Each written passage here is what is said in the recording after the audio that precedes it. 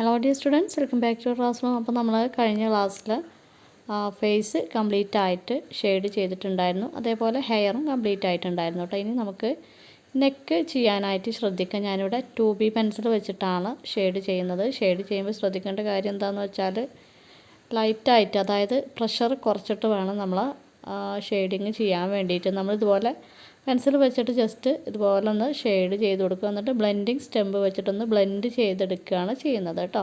അപ്പോൾ വീഡിയോയിൽ കറക്റ്റായിട്ട് നോക്കുക, അപ്പോഴാണ് നിങ്ങൾക്ക് ടോണും ഹൈലൈറ്റും ഒക്കെ എവിടെയാണ് വരുന്നത് എന്നുള്ളത് മനസ്സിലാക്കാൻ പറ്റുള്ളൂ കേട്ടോ. നമ്മളിപ്പോൾ ഇവിടെ ഫേസൊക്കെ ചെയ്ത അതേ മെത്തേഡ് തന്നെയാണ് നെക്കിലും യൂസ് ചെയ്യുന്നത്. നെക്കിൽ നമ്മൾ, അതായത് ഫേസിൻ്റെ തൊട്ട് താഴെ ഒരു ഡാർക്ക് ഉണ്ടാവും, അതെപ്പോഴും ശ്രദ്ധിക്കുക കേട്ടോ. അപ്പോൾ അമർത്തിയിട്ട് ചെയ്യരുത്. അപ്പോൾ നമുക്ക് ബ്ലെൻഡിങ് സ്റ്റെമ്പ് ഉപയോഗിച്ച് ബ്ലെൻഡൊന്നും ചെയ്യുമ്പോൾ ശരിക്കും ബ്ലെൻഡ് ആകില്ല. അപ്പോൾ പ്രഷർ കുറച്ചിട്ട് എന്താ പറയുക, ഡാർക്ക് ടോണ് ചെയ്യുക, അതായത് ഷെയ്ഡ് ചെയ്യുക കേട്ടോ.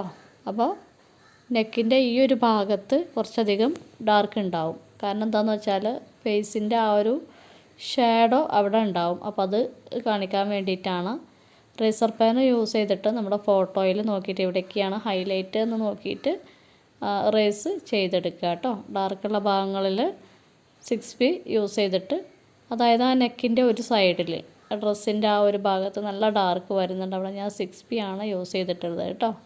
അപ്പോൾ നമ്മൾ പിക്ചർ റെഫർ ചെയ്ത് വരയ്ക്കുമ്പോൾ അതിലുണ്ടാവും എവിടേക്കാണ് ഡാർക്ക് വരേണ്ടത്, എവിടേക്കാണ് ലൈറ്റ് വരേണ്ടത് എന്നുള്ളതൊക്കെ. അത് നോക്കിയിട്ട് വേണം നമ്മൾ പിക്ചർ ഷെയ്ഡ് ചെയ്ത് എടുക്കാൻ വേണ്ടിയിട്ട്.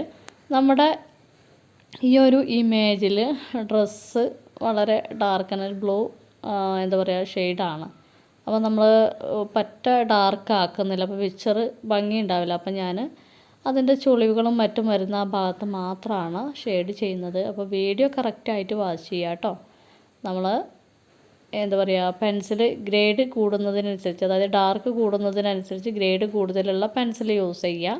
എന്നിട്ട് ബ്ലെൻഡിങ് സ്റ്റെമ്പ് വെച്ചിട്ട് ചുളിവുകളും മടക്കുകളൊക്കെ അതിൻ്റെ ഷേപ്പ് എങ്ങനെയാണോ അതിനനുസരിച്ചിട്ട് ബ്ലെൻഡ് ചെയ്യുക കേട്ടോ.